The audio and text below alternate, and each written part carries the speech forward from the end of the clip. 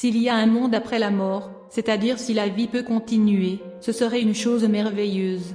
Alors à quoi ressemble ce monde? La réponse est différente d'un endroit à l'autre.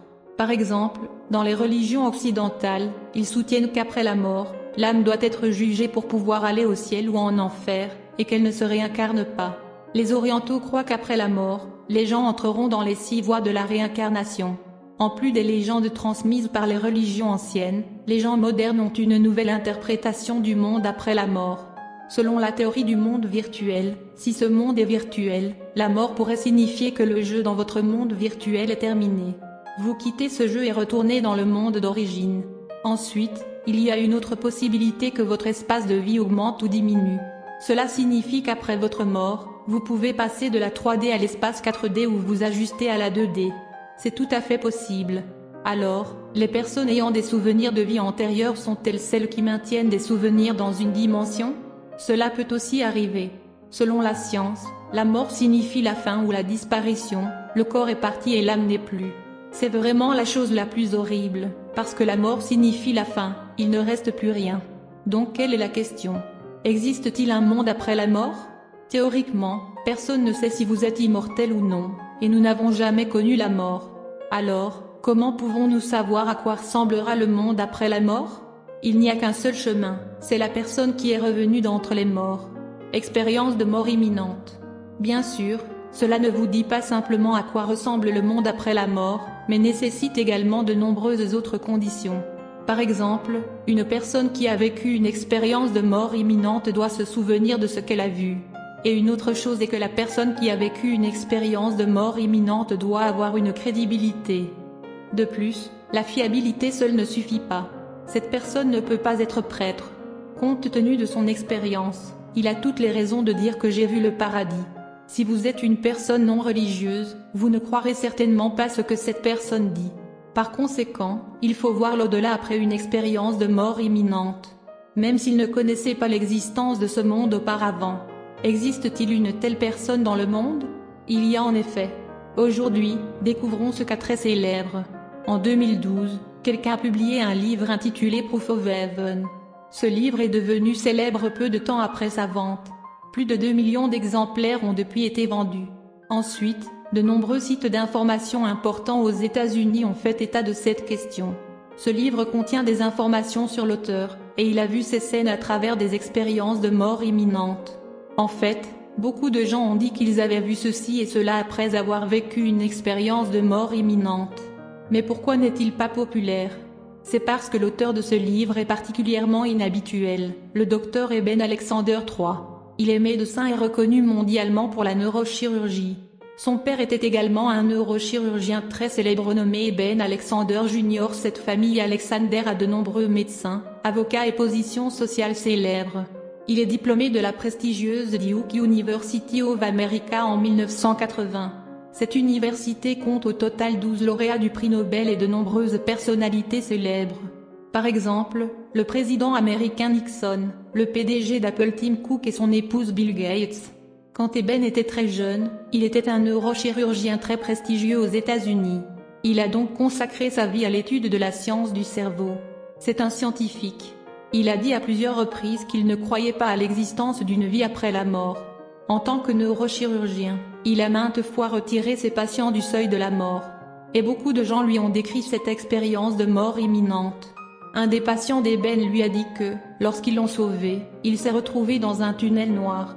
Pour le moment, il ne pouvait rien voir. En marchant, il aperçut une lumière au loin, comme la sortie d'un tunnel. Puis il s'avança, et la lumière se rapprocha de plus en plus de lui, de plus en plus brillante. En conséquence, après être entré dans cette lumière, il a vu un homme à côté de lui. Cet homme lui dit que tu n'es pas encore à ta place ici. Revenez immédiatement. Puis il a soudain eu l'impression de s'enfoncer dans le sol, puis il est retourné dans son lit d'hôpital. Après s'être réveillé, le patient s'est rappelé que l'homme qu'il avait vu était son père décédé. Eben a rencontré de nombreux patients et lui ont fait part de situations similaires. Mais en tant que docteur en sciences du cerveau, il ne croit pas à ce genre de choses. Il pense que cela pourrait être une illusion de la mémoire, ou une illusion du cerveau, simplement interprétée comme un rêve. Mais pourquoi tant de gens ont-ils des rêves similaires? Ensuite, L'American Medical Association a mené une enquête spéciale. Ils ont compilé des rapports sur une gamme d'expériences de mort imminente qui se sont produites à travers le pays. Après avoir fait le tri, ils ont trouvé beaucoup de points communs, ainsi que quelques cas particuliers bien connus. Parmi eux se trouvait un cas en 1985, une femme a été emmenée aux urgences de l'hôpital. Cette femme a dit qu'elle s'était vue allongée dans son lit, et à côté d'elle il y avait des médecins qui essayaient de la sauver. Après cela, elle avait l'impression que son corps était en apesanteur. Elle a dérivé lentement et à travers le plafond. Debout au dernier étage de tout le bâtiment de l'hôpital, elle a tout vu très clairement. Contrairement à notre rêve, qui peut être assez vague, elle voit tout clairement. Elle a vu une chaussure rouge au sommet de l'immeuble lui tomber soudainement dessus. Le résultat l'a fait retomber dans sa position d'origine. Elle est retombée dans la salle d'opération et de nouveau dans son corps. Après s'être réveillée, elle a dit à l'infirmière que je venais de voir une chaussure rouge sur le toit de l'hôpital. L'infirmière dit que vous devriez bien vous reposer. Peut-être qu'elle rêvait juste. Puis l'infirmière s'est accidentellement rendue au sommet de l'immeuble lorsqu'elle a vu une chaussure rouge sur le sol. À ce moment-là, l'infirmière était extrêmement alarmée car tous les patients n'étaient pas autorisés à monter dans cette zone. Comment savait-elle cela, alors qu'elle était encore allongée sur le lit d'hôpital? Le cas 2 était en 1973, une femme a été emmenée aux urgences à cause d'un accident de la circulation. Après le processus d'urgence, cette femme a déclaré qu'elle s'était également vue allongée sur le lit et que de nombreuses personnes la sauvaient. Elle voit tout le monde clairement, mais elle ne s'est ni envolée ni n'est tombée au sol. Elle se tenait dans cette pièce pour regarder les autres la sauver. Après avoir été réanimée, elle s'est réveillée quelque temps plus tard, et elle a immédiatement dit à son médecin « J'ai vu de mes propres yeux toutes les personnes qui m'ont sauvée. » Alors à quoi ressemble-t-il? Elle raconta l'histoire en détail, à la grande surprise du médecin, car les descriptions étaient tout à fait exactes. A-t-elle mis une caméra dans la pièce? C'est impossible. Mais une chose a vraiment choqué le médecin. Pas parce qu'elle avait raison, mais parce que cette femme était une personne totalement aveugle de naissance. En d'autres termes, c'était la première fois qu'elle voyait quelque chose de sa vie. Il lui est donc théoriquement impossible de le créer par la mémoire ou des hallucinations cérébrales.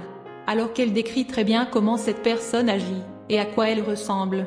Il s'agit d'un cas particulier bien connu, mais il n'y a aucun moyen de l'expliquer. Comment cet aveugle pouvait-il voir clairement ces choses? C'est-à-dire qu'après s'être débarrassée de son propre corps, elle est une personne très normale, qui n'est plus handicapée, même s'il y a des circonstances si étranges. Mais comme je l'ai dit, ces patients ne sont peut-être pas des personnes fiables. Cela pourrait être une hallucination ou quelque chose comme ça. Et Ben lui-même a vu ces rapports, et il ne pensait pas qu'il y avait quelque chose de particulièrement étrange. Après tout, il avait entendu beaucoup d'histoires de ce genre. Jusqu'en 2008, il a vécu un événement qui a complètement détruit sa vision du monde. C'était le soir du 10 novembre 2008. Il dormait chez lui comme d'habitude.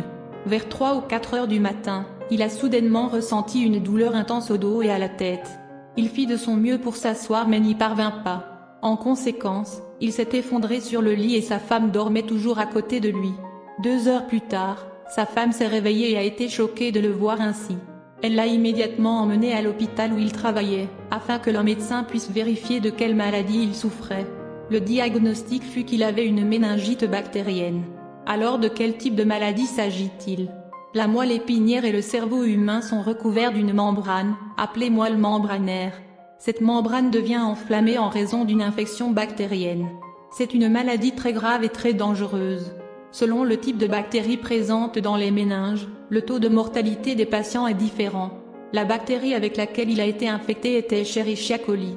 C'est le type le plus sévère avec un taux de mortalité de plus de 90%. Même si vous faites partie des 10% de survivants, la probabilité de séquelles graves de cette maladie est de 100%.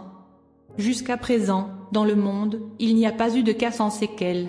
Après avoir été transporté à l'hôpital, malgré tous ses efforts pour prodiguer les premiers soins, il était toujours dans un coma profond. Le médecin a également déclaré que si la maladie persiste pendant plus d'une semaine, la personne sera essentiellement végétative en raison d'une mort cérébrale. Étonnamment, au dernier moment, il s'est vraiment réveillé et heureusement n'a laissé aucune séquelle. C'est le premier cas de méningite purulente sévère dans l'histoire du monde sans laisser de séquelles. En parlant de ça, on peut dire que c'est une histoire avec une fin heureuse, mais pour Eben ce n'est que le début de l'histoire. La première chose qu'il a faite après sa sortie a été de retourner immédiatement à l'hôpital et de récupérer toutes ses données pendant l'urgence. Après l'avoir regardé, sa vision du monde s'est complètement effondrée. Et il a dit qu'après avoir examiné ces données, j'ai senti que la science ne pouvait pas expliquer ce que je voyais pendant mon coma. Il a dit qu'il s'était vu debout dans un espace sombre alors qu'il était dans le coma. Il ne savait pas ce qu'était cet espace. Il avait l'impression qu'il y avait des murs autour et qu'il y avait des vaisseaux sanguins dans les murs. Les murs bougeaient toujours. Alors il avait l'impression d'être dans le ventre de quelqu'un, ou quelque chose revenait à l'état de fœtus. Au début, il se sentait très confus et effrayé. Mais soudain, une lumière vive est apparue. Cette lumière descendit rapidement et s'enveloppa tout autour de lui. Cela fit lentement disparaître les murs autour de lui. Immédiatement, l'espace autour de lui a changé et il s'est retrouvé flottant. Il entendait faiblement une musique agréable dans l'église. Il a dit que je n'avais jamais vu ce monde auparavant. Ce n'est pas notre monde ordinaire. Soudain à côté de lui apparut une jeune femme, et il ne connaissait pas du tout cette personne. Cette femme lui a dit, « Il y a encore beaucoup de gens dans le monde qui t'aiment, tu devrais y retourner. » Après avoir dit cela, la femme a disparu. Il se demanda qui était cette personne, pourquoi dirait-il des choses si étranges? Il continua à voler, quand soudain un nuage apparut devant lui. Il a dit qu'après être entré dans le nuage, il entre dans un autre monde. Au total, il est entré dans 3 mondes, chaque monde est différent. Après être entré dans un tunnel sombre, il est retourné dans le monde réel. Il s'est retrouvé allongé sur le lit dans le coma. Les membres de sa famille se sont rassemblés et ont prié pour lui. Il sentit aussi que cela pouvait être sa propre hallucination.